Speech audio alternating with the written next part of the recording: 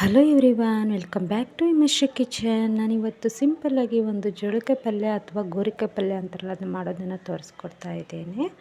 ಫಸ್ಟಿಗೆ ನಾನು ಜೋಳಿಕಾಯನ್ನು ಸಣ್ಣದಾಗಿ ಮುರಿದಿಟ್ಕೊಂಡು ಕುಕ್ಕರಲ್ಲಿ ಅರಿಶಿನ ಪುಡಿ ಉಪ್ಪು ಹಾಕಿ ಒಂದು ಸೀಟಿ ಕೂಗಿಸ್ಕೊಂಡಿದ್ದೇನೆ. ನಂತರ ತೆಂಗಿನಕಾಯಿ, ಹಸಿಮೆಣಸಿನ್ಕಾಯಿ, ಕೊತ್ತಂಬರಿ ಸೊಪ್ಪು, ಹಸಿ ಶುಂಠಿ, ಬೆಳ್ಳುಳ್ಳಿ, ಟೊಮೆಟೊ ಹಣ್ಣು, ಈರುಳ್ಳಿ ತೊಗೊಂಡಿದ್ದೇನೆ. ಮಿಕ್ಸಿ ಜಾರಿಗೆ ಬೆಳ್ಳುಳ್ಳಿಯನ್ನು ಮತ್ತು ಕಾಯಿ, ಕೊತ್ತಂಬರಿ ಸೊಪ್ಪು, ಹಸಿ ಶುಂಠಿಯನ್ನು ಕೂಡ ಹಾಕ್ತಾಯಿದ್ದೇನೆ. ಹಸಿಮೆಣಸಿನ್ಕಾಯನ್ನು ಸ್ವಲ್ಪ ನಾವು ಹುರ್ಕೊಳ್ಳೋಣ.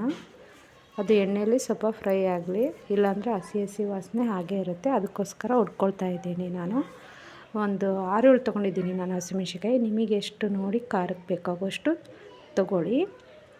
ನಂತರ ಟೊಮೆಟೊ ಹಣ್ಣು ಮತ್ತು ಈರುಳ್ಳಿಯನ್ನು ಸಣ್ಣದಾಗಿ ಹೆಚ್ಚಿಟ್ಕೊಂಡಿದ್ದೇನೆ. ಒಂದು ಪಾತ್ರೆ ಇಡೋಣ ಒಗ್ಗರಣೆಗೆ. ಅದಕ್ಕೆ 2 ಟೇಬಲ್ ಸ್ಪೂನಷ್ಟು ಎಣ್ಣೆಯನ್ನು ಕೂಡ ಹಾಕ್ಕೊಳ್ಳೋಣ.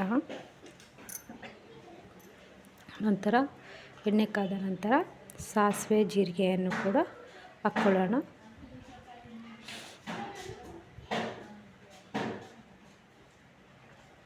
ನಂತರ ಸ್ವಲ್ಪ ಕರಿಬೇವಿನ ಸೊಪ್ಪು ಕೂಡ ಸೇರಿಸ್ಕೊಳ್ಳೋಣ. ಮತ್ತು ಹೆಚ್ಚಿಟ್ಕೊಂಡಿರುವಂತಹ ಈರುಳ್ಳಿಯನ್ನು ಕೂಡ ಇದರಲ್ಲಿ ಹಾಕ್ಕೊಂಡು ಫ್ರೈ ಮಾಡ್ಕೊಳ್ಳೋಣ. ಫ್ರೈ ಅಂದರೆ ಕೆಂಪಗಾಗೋವರೆಗೂ ಬೇಡ, ಸ್ವಲ್ಪ ಅರ್ಧಂಬರ್ಧ ಫ್ರೈ ಮಾಡ್ಕೊಳ್ಳೋಣ. ಹಾಗೆ ಕ್ರಿಸ್ಪಿಯಾಗಿ ಹಂಗೆ ಸಿಗೋಂಗೆ ಅರ್ಧಂಬರ್ಧ ಆ ಥರ ಮಾಡ್ಕೊಳ್ಳೋಣ. ಆಗ್ತಾಯಿದೆ ಇದು ಫ್ರೈ. ನಂತರ ನಾವು ಹೆಚ್ಚಿಟ್ಕೊಂಡಿರುವಂಥ ಟೊಮೆಟೊ ಹಣ್ಣನ್ನು ಕೂಡ ಒಗ್ಗರಣೆಯಲ್ಲಿ ಹಾಕ್ಕೊಳ್ಳೋಣ.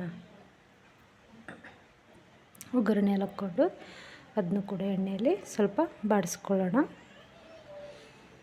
ಬಾಡಿಸ್ಕೊಂಡ ನಂತರ ನಾವೇನು ಮಿಕ್ಸಿ ಮಾಡಿ ಇಟ್ಕೊಂಡಿದ್ವಲ್ಲ ಆ ಮಸಾಲೆಯನ್ನು ಕೂಡ ಸೇರಿಸಿ ಸ್ವಲ್ಪ ನಾವು ಫ್ರೈ ಮಾಡ್ಕೊಳ್ಳೋಣ.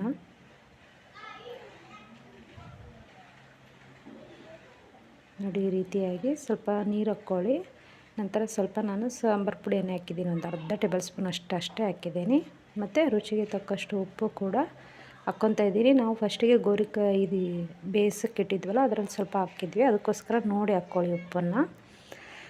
ನಂತರ ಕುದಿತಾ ಇದೆ, ಮಸಾಲೆ ವಾಸನೆ ಎಲ್ಲ ಹೋಗಲಿ. ಕುದ್ದ ನಂತರ ಬೇಯಿಸಿರುವಂತಹ ಜೋಳಿಕಾಯನ್ನು ಇದರಲ್ಲಿ ಹಾಕ್ಕೊಳ್ಳೋಣ, ಮಸಾಲೆಯಲ್ಲಿ ಹಾಕ್ಕೊಳ್ಳೋಣ. ನೋಡಿ, ಇಷ್ಟೇ ನೀಟಾಗಿ ಮಿಕ್ಸ್ ಮಾಡ್ಕೊಳ್ಳೋಣ.